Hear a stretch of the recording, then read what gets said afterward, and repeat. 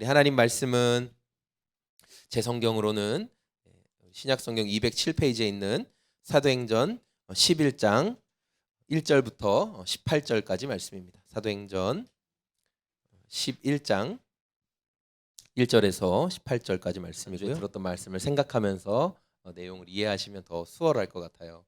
자, 오늘 내용은 어떤 내용이냐면 사도 베드로가 이방인 고넬료의 집에서 이렇게 복음을 막 말할 때 성령 하나님이 찾아오셨죠. 네, 그래서 이방인들에게 성령님이 내리셨죠. 기억나세요? 맞아요. 이방인들에게 성령님이 내려오셨어요. 그래서 사람들이 막 침례도 받고 막 하나님을 찬양하고 이렇게 놀라운 일이 벌어졌어요. 자, 성령님을 체험한 이 고넬료 집안 사람들은 이제 예루살렘으로 베드로가 돌아가려고 하니까 베드로에게 빨리 가세요 그렇게 했어요? 아니면 저희 집에 좀 더 있어 주세요 그랬을까요? 예, 며칠간 좀 저희랑 더 있어 주시면 안 됩니까? 우리가 더 말씀을 듣고 싶습니다. 예수님에 대해서 더 알고 싶어요. 이렇게 얘기했어요. 자, 베드로는 여전히 나는 유대인이기 때문에 이방인인 당신들과 오래 같이 머물 수 없습니다. 이렇게 말하지 않고 이제 유대인과 이방인 사이에 그 율법이라는 차별은 사라졌다. 베드로는 그 성령 하나님의 깨닫게 하심 때문에 더 이상 율법으로 인해서 이방인과 유대인을 구분할 수가 없다. 자, 이런 마음을 가지고 있었기 때문에 고넬료의 집에 머물러 있었어요. 며칠 같이 시간을 보냈죠. 자, 그런데 베드로가 이방인들의 집에서 뭐 이렇게 하나님 말씀도 전하고 그들과 함께 교제도 하고 심지어 그 집에 며칠 더 머물렀다는 말이 예루살렘 교회에 이제 소문이 났어요. 많은 성경학자들은 베드로랑 함께 고넬료의 집에 갔던 그 유대인 형제들 기억나시죠? 베드로가 함께 데리고 갔던 그 사람들이 베드로보다 먼저 그 유대 교회로 예루살렘 교회로 가서 거기 베드로 사도가 거기서 더 며칠 더 머문대요 이방인들이랑 그렇게 아마 말을 전했을 것이다 이렇게 말하는 사람들도 있어요. 자, 어쨌든 이 유대 출신의 그리스도인들, 유대인 출신 그리스도인들은 여전히 율법을 지키는 게 중요하다고 생각했을까요? 아니라고 생각했을까요? 예, 엄청 중요하다고 생각했어요. 그래서 베드로가 지금 이방인의 집에 며칠 더 머물렀단 말이야? 어떻게 그럴 수 있어? 하면서 막 따져 묻고 싶은 마음이 엄청나게 커졌던 거예요.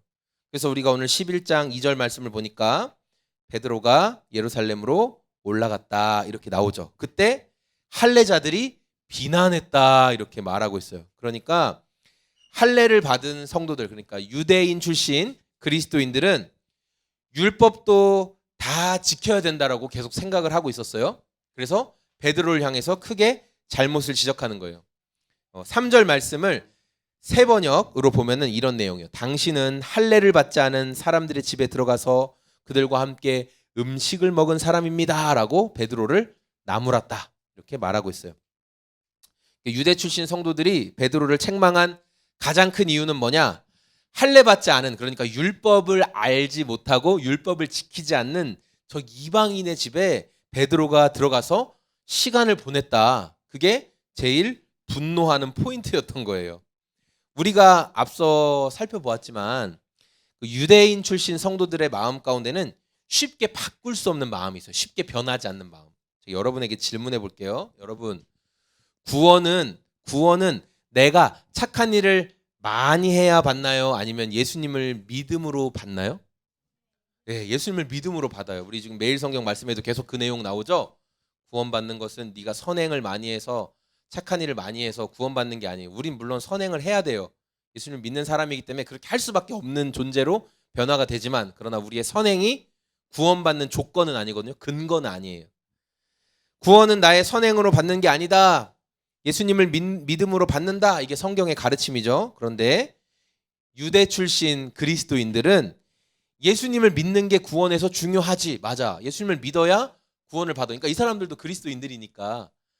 그러나 중요한 거는 우리가 할례를 받았던 것처럼 예수님도 유대인 출신이시고 예수님도 어렸을 때 할례를 받으셨고 그러니까 모든 예수님을 믿고 구원을 받고자 하는 모든 사람들은 이방인이라도 똑같이 율법을 지켜야 돼. 율법은 절대 없어지는 게 아니야 라고 계속 생각을 했던 거예요.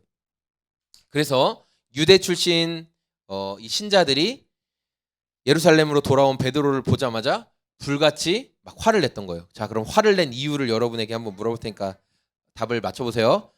유대 출신 이방인들과 함께 시간을 보내고 온 베드로를 향해 예루살렘 교회 성도들이 화를 냈던 이유 첫 번째, 베드로만 고넬료의 집에서 맛있는 음식을 먹고 와서. 두 번째, 유대인인 베드로가 율법을 어기고 이방인들이랑 친하게 지내서. 몇 번일까요? 2번. 네, 2번 정답이에요. 우리 승건이 싹 웃고 있었어요. 참, 나도 알았는데 자식 먼저 말했군. 네, 이렇게. 맞아요. 다 알고 있죠? 네. 베드로가 고넬료 집에서 맛있는 거 먹었다고 화난 게 아니에요. 율법을 지켜야 되고 율법을 지켜야 된다고 반드시 말해야 될 베드로가 감히 이방인들의 집에 가서 그들에게 야, 율법보다 더 중요한 게 성령님이 일하시는 거구나라고 막 말하고 오니까 너희도 똑같이 우리랑 똑같은 성령님을 받았다. 율법을 지키는 것을 이젠 뛰어넘었다. 막 이렇게 말하니까 이 성도들이 화가 났던 거죠. 그래서 분노했던 거예요. 우리의 전통, 과거로부터 내려오는 전통이 있거든요. 전통을 지키는 것보다 베드로가 이방인 성도들에게 가서 뭐 이제 우리는 다 하나가 됐다 이렇게 말한 게 더 화가 났던 거예요. 전통이 더 중요한데 이 사람들은. 네. 저도 이런 모습들이 있는 것 같은데 뭐냐면은 베드로가 지금 예루살렘 교회에 와서 어떤 말도 아직 안 했잖아요. 어떤 일이 있었는지 제대로 말도 안 했잖아요. 근데 일단 화부터 막 내고 봤잖아요. 네, 저도 그런 모습이 되게 많이 있는 것 같아요. 뭐냐면 저희 집안에 정리 안 된 것들, 막 더러운 것들, 막 물건이 있어야 될 자리가 아니라 다른 자리에 막 나와 있을 때 제가 뭐라고 얘기하냐면 아이고 이거 물건 나온 거 보니까 또 누구누구가 여기다 그냥 빼놨구만. 누구라고 말하지 않았죠? 아이고 이거 정리 안 한 거 보니까 이거 누가 이렇게 정리 안 했구만. 이렇게 그냥 얘기해요. 그럼 이제 막 자녀들이 말하죠. 저 아닌데요. 근데 신기하게 3명이 다 아니래요. 지금 신기하죠? 예, 그러니까 그 가위나 풀이 발 달려서 아마 거기 나와서 기다리고 있다가 그런 것 같아요. 예, 아무도 다 자기가 아니라고 하죠. 자, 내가 한 게 아닌데 부당하게 의심받으면 승민이 기분 좋아요? 오, 맞아요. 기분 안 좋대요. 자, 우리 부모님들은 참고하시기 바랍니다. 내가 한 게 아닌데 부당하게 의심받으면 절대 기분 좋을 리가 없어요. 또 여러분 베드로가 한 성격 하는 사람인 거 아세요? 베드로가 아주 무서운 사람이죠. 베드로 무서운 사람이에요. 왜? 예수님이 잡히시던 날 밤에 예수님을 잡으러 사람들이 막 군인들이랑 막 오니까 베드로가 칼을 빼들어 가지고 어떤 사람을 탁 내리쳐 가지고 어떻게 됐어요? 말고란 사람의 귀가 잘렸죠. 자, 여러분 몸을 베는 것보다 귀만 정확하게 자르는 게 더 어렵습니다. 베드로는 아마 검객이었나 봐요. 닌자. 대단한 사람이에요. 베드로는 아주 뭐 욱하는 사람이에요. 대단한 사람이에요. 자, 그런데 베드로가 지금 예루살렘 교회에 오자마자 사람들이 베드로, 당신 진짜 뭐한 짓이야? 왜 이방인들이랑 그렇게 해가지고 우리를 욕먹이는 거야? 막 이렇게 얘기하는데 베드로가 이 자식들이 이거 이렇게 하지 않고 어떻게 했어요? 차분하게. 우리가 보면은 4절부터 16절까지 긴 내용은 베드로가 차분하게 다 설명해줘요. 내가 왜 거기를 가게 됐고 거기 가서 무슨 일이 있었고 하나님이 어떻게 일하셨고 그거를 화 한 번 안 내고 차근차근 다 설명을 해줍니다. 자기는 하나님이 그 일을 하셨기 때문에 나는 순종할 수밖에 없었어요 라고 베드로가 다 말을 해줘요. 화려한 말로 막 엄청나게 놀랍고 막 대단하고 내가 막 그때 공중에 막 뜬 것 같았고 막 이렇게 말하지 않고 그저 성령 하나님께서 체험하게 해주신 것만 자연스럽게 그냥 겸손하게 말을 했어요. 우리 17절 말씀 같이 한번 읽어볼까요? 17절 시작. 그런즉 하나님이 우리가 주 예수 그리스도를 믿을 때 주신 것과 같은 선물을 그들에게도 주셨으니 내가 누구이기에 하나님을 능히 맡겠느냐. 우리 밑줄 친 거 한번 읽어볼까요? 시작. 내가 누구이기에. 베드로가 내가 누군데 이 일은 하나님께서 행하신 건데 내가 뭐라고 하나님이 이방인들에게 구원을 주시겠다, 이방인들에게 복음을 전하겠다 말씀하시는데 내가 막을 수 있겠냐라고 베드로가 말을 하는 거예요. 내 힘으로 한 게 아니라 누가 하신 거다? 하나님이 하신 거다. 성령 하나님이 하신 거다라고 유대인 신자들에게 말을 하는 거예요. 자, 이제 베드로의 지금까지의 말을 듣고 이 유대인 출신 성도들은 선택해야 돼요. 첫 번째, 그래도 율법을 지켜야 돼. 베드로 네 잘못한 거야. 그래도 율법은 지켜야 돼. 이렇게 자신들의 전통을 주장하든지. 두 번째, 하나님이 이제 이방인들에게도 구원의 문을 활짝 여셨구나. 하나님 정말 대단하시다라고 인정하든지. 둘 중에 하나밖에 없어요. 자, 2번. 2번. 자, 그래서 유대인 출신 신자들은 어떤 선택을 했을까요? 자, 18절 말씀 읽어보겠습니다. 시작. 그들이 이 말을 듣고 잠잠하여 하나님께 영광을 돌려 이르되 그러면 하나님께서 이방인에게도 생명 얻는 회개를 주셨도다 하니라. 아멘. 베드로를 향해서 율법을 지키지 않았다고 막 욕하던 이 유대 출신 신자들이 이제는 더 이상 비판할 수 없구나. 이거는 하나님이 하신 일이구나라고 인정했다는 거예요. 베드로가 한 일에 대해서 더 이상 잘못했다고 말할 수가 없었어요. 그래서 하나님께 영광을 돌립니다라고 이야기를 했죠. 여러분, 우리가 신앙의 연수, 신앙생활을 오래 할수록 마음속에 굳어지는 게 있거든요. 마음속에 굳어지는 게 있어요. 오늘 말씀에 등장한 유대인 출신 신자들은 뭐가 굳어졌어요?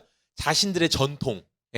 자신들의 전통이 하나님의 일하심보다 더 강한 이유가 됐어요. 우리 전통을 지켜야지, 율법의 전통을 지켜야지 라고 하면서 어리석은 말을 했다는 거예요. 하나님께서 일하시는 과정 속에 참여하고 있지 않으니까, 그러니까 전통이 중요해 라고 말하면서 하나님이 지금 어떻게 일하시는지를 전혀 몰랐기 때문에 베드로가 이방인들과 시간을 보냈다, 그냥 그것만으로 화가 나서 막 따져 묻는 사람들의 모습을 볼 수 있죠. 자, 오늘 말씀을 정리하면서 우리가 유대 출신 성도들처럼 하나님은 일하고 계시는데 그 내용을 막 알지 못하고 막 성급하게 반응하고 막 분노하고 원망하지 않을 수 있는 그 비결이 어디 있을까? 제가 오늘 그 방법을 여러분과 나누고 싶은데, 베드로가 보여준 모습을 통해서 우리는 그 방법을 알 수 있어요. 먼저 베드로는 자신이 이방인들과 함께 시간을 보내고 왔을 때 자신을 향해 막 비난하던 유대인 출신 신자들을 향해서 나는 사도 베드로야. 너희가 지금 나에게 그런 말을 할 권한이 없어. 나는 사도들 중에도 대표야. 이렇게 자신의 사도권으로 그들을 찍어 누르지 않았어요. 그리고 여러분 아까 말한 것처럼 베드로가 칼을 잘 쓰는 사람이죠. 그래서 누군가가 베드로, 당신 이렇게 했고 저렇게 했고 너무 나빠 이렇게 얘기할 때 베드로가 아무 말 하지 않고 그대로 품속에 손을 집어넣어서 눈빛을 바꾸고 이렇게만 해도 어떻게 해요? 아무 말 못하겠죠. 칼을 가지고 왔나 봐. 베드로 정말 무서워. 그렇게 할 수 있었지만 베드로는 그렇게 하지도 않았어요. 베드로가 선택한 방법은 뭐예요? 차분하게 하나님이 하신 일을 말하는 거였어요. 하나님 이렇게 하셨습니다. 그래서 내가 이방인 고넬료의 집에 갔던 겁니다.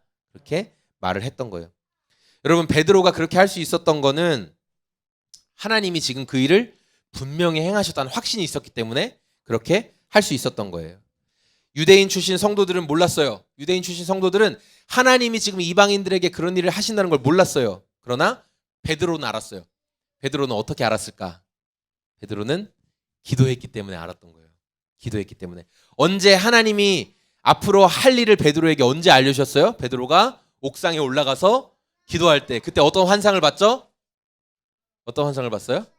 막 짐승들이 잔뜩 들어있는 보자기 환상을 봤죠? 그게 시작이었어요. 이방인들을 향해 하나님이 어떤 일을 보여주실 것인지를 기도할 때 하나님이 보여주시기 시작했다는 거예요. 우리가 기도할 때 여러분 하나님이 어떤 일을 하실지를 알려주시고 우리를 하나님의 일하시는 것에 참여시키세요. 우리가 기도할 때. 기도하면서 하나님 앞에 머무는 사람은 하나님의 마음을 알게 되고 또 다른 이들에게 보여주시지 않은 것을 하나님이 보여주세요. 언제? 우리가 기도할 때. 우리가 기도할 때. 기도 가운데 하나님 앞에 머물면서 여러분 내 생각이나 내 혈기, 우리가 그런 걸 혈기 부린다고 하죠. 내 마음대로 막 하려고 하는 거. 혈기대로 움직이지 않고 하나님께서 보여주시는 것들을 발견하면서 따라가는, 언제? 기도하면서, 기도할 때. 그런 저와 우리 소금제작소교회의 모든 성도님들이 다 되시길 소망합니다. 아멘. 우리 오늘 우리에게 주신 말씀 생각하면서 같이 좀 기도하는 시간 가졌으면 좋겠는데 우리 그 순서지 칼럼에도 제가 간단하게 적었지만 우리 목회자 세미나를 다녀와서 그 뒤부터 다시 기도해야 되겠구나 그런 마음을 먹고 이제 계속 이제 기도하고 있어요. 아침에 이제 일찍 교회에 나와서 기도하고 있어요. 막 거창하게 새벽 기도 그건 그렇게 붙이긴 좀 그렇지만 아침에 일찍 일어나서 기도하는데 어떨 때는 그 정한 시간에 새벽 5시 반 전에 나올 때도 있지만 어쩔 때는 막 늦어가지고 막 일어났는데 5시 15분 막 이럴 때도 있어요. 그런데 그럴 때 보통은 예전엔 그냥 포기했거든요. 아유 어차피 늦었어. 잠이나 더 자. 이렇게 했는데 아니면 또 아내랑 이제 같이 하는데 아내한테 좀 막 불평을 얘기하고 좀 깨워주지. 아니면 아내도 저한테 좀 먼저 일어나서 깨워주지. 목사가 정신 못 차리네. 이렇게 하진 않지만 네. 그런 마음이 은연중에 있거든요. 좀 도와줬으면. 근데 제가 기도에 대한 마음을 다시 먹고 나서 어떻게 생각했냐면 늦게 가거나 빨리 가거나 그게 중요한 게 아니라 싸우려고 기도하는 거 아니잖아요. 그렇죠? 서로 원망하려고 기도하는 거 아니잖아요. 그냥 제가 그 시간을 하나님 앞에 그냥 머물고 싶은 거예요. 그냥 그 시간에는 하나님 앞에 머물러 있고 싶다. 그래서 저 와서 막 졸아요. 졸고 엎드려 있다가 갑자기 아버지 하면서 또 깨고 그래요. 근데 그냥 머물러 있고 싶은 거예요. 하나님 앞에. 그렇게 머물러 있으면 하나님이 어떤 분을 위해 기도할 때는 원래 나눠주신 기도 제목보다 더 많은 걸 막 기도하게 하시더라고요. 근데 어떤 분은 그냥 좀 짧게 기도하게 되고 어떤 분은 막 더 오래 기도하게 되고 그냥 하나님이 주시는 마음대로 기도하는 거예요. 그런 것처럼 하나님은 우리가 기도할 때 우리가 알지 못하는 하나님께서 주시고 싶은 마음들을 보여주시고 깨닫게 하시고 또 우리를 하나님의 놀라운 기적에 참여시키십니다. 오늘 우리 성도님들이 어느 자리에 있든지 하나님 앞에 좀 머무는 시간을 구별하여서 가졌으면 좋겠어요. 여러분 운전하실 때 점심 먹고 잠깐 짬이 날 때든 왔다 갔다 자녀들을 데려다주고 데리고 오고 하는 길에도 하나님 앞에 좀 머무는 시간이 우리가 있었으면 좋겠어요. 우리 시간 기도할 때 하나님 또 우리에게 허락하신 한 주 또 6월을 시작하면서 하나님 앞에 오래 머물러 있을 수 있도록 그래서 우리가 하나님의 영광에 참여하는 우리 교회 우리 성도들 다 되게 하여 주시옵소서. 우리 그런 마음 가지고 이 시간 같이 한번 기도하겠습니다.